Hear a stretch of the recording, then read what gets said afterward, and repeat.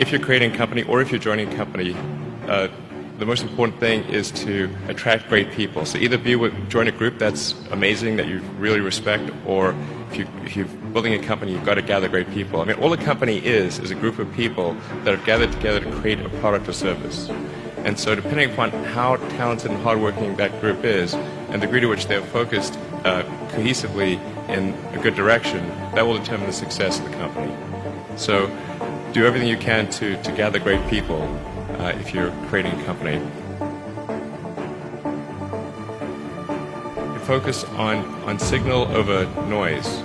A lot of companies get confused. They spend money on things that don't actually make the product better. For example, at Tesla, we've never spent any money on advertising. We put all of the money into R&D and manufacturing and design to try to make the car as good as possible. And I think that's the way to go. For any given company, just keep thinking about, are these efforts that people are expending, are they resulting in a better product or service? And if they're not, stop those efforts.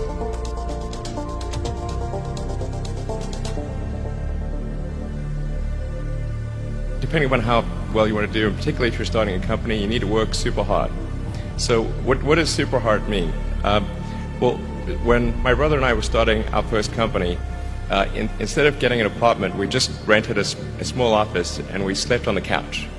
And we showered at the YMCA, and we're so hard up we had one computer, so the website was up during the day, and I was coding at night.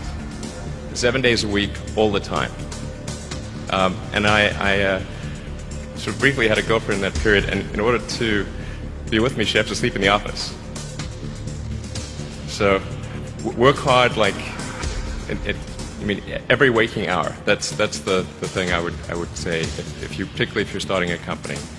And I mean, if you do simple math, say like, okay, if somebody else is working 50 hours and you're working 100, you'll get twice as much done in the course of a year as the other company.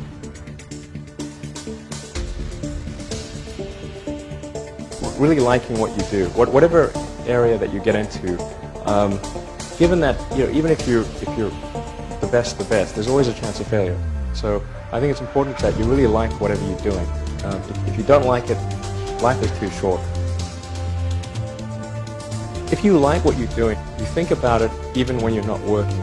I mean, it's something that your mind is drawn to, and if you don't like it, you just really can't make it work, I think. We're doing these things that seem unlikely to succeed, and we've been fortunate, and at least thus far they have succeeded.